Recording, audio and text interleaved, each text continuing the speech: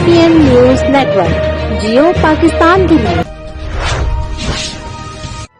खबर शामिल करेंगे सियालकोट से, जहां थाना रंगपुरा के SHO मोहम्मद यूसुफ की दबंग कार्रवाई, बैनल अजलाई 4 रुकनी गैंग गिरफ्तार कर लिया। 7 तोले जेवर, 22 लाख रुपए नकदी और डायमंड भी बरामद कर लिए।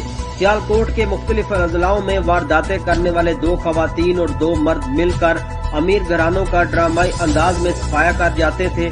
मुलजमा नसीम अहमद उर्फ छीमो, आबदा इकबाल, मजहर हुसैन और गुलाम मुर्तजा घरों में काम के बहाने जाते और दौरान ट्राई घर वालों को भूख का बहाना करते।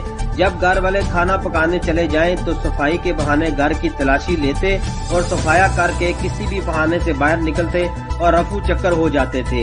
SHO मोहम्मद यूसुफ ने बताया कि वारदात के बाद DPO Malak Mustansar furrows Evan की खुसूसी हदायत पर DSP राणा जाहिद ने टीम तश्कील दी, जिस पर ASI मोहम्मद तारक समेत महकमा ने जदीद टेक्नोलॉजी की मदद से मुलजमान पकड़े और रिकवरी की। DPO मलक मुस्तंसर हुसैन की हदायत पर मुलजमान की गिरफ्तारी और माल मुसरका की बरामदगी पर एहलान सियालकोट ने सराहा।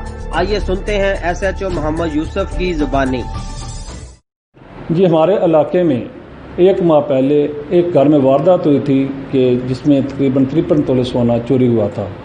DPO साहब सियालकोट और DSP सिटी ने एक टीम तश्कील दी।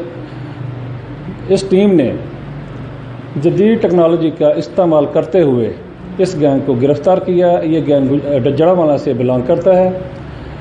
जब हमने इनको गिरफ्तार किया तो इनसे हमने तकरीबन 7-8 तोले सोना और 22 लाख रुपया नकदी जो है ना वो बरामद की है। इनसे मज़ीद बरामदगी की तवक्को है और ये गैंग जो है ये अरसा दराज से पाकिस्तान के मुख्तलिफ शहरों में वारदात कर रहा है और इंशाअल्लाह अल्लाह के फजल से हम इनसे मैक्सिमम रिकवरी करेंगे और जो भी दूसरे ज़िला में इन्होंने वारदात की हैं उनको भी हम ट्रेस करके और उन मुतल्लिका ज़िला को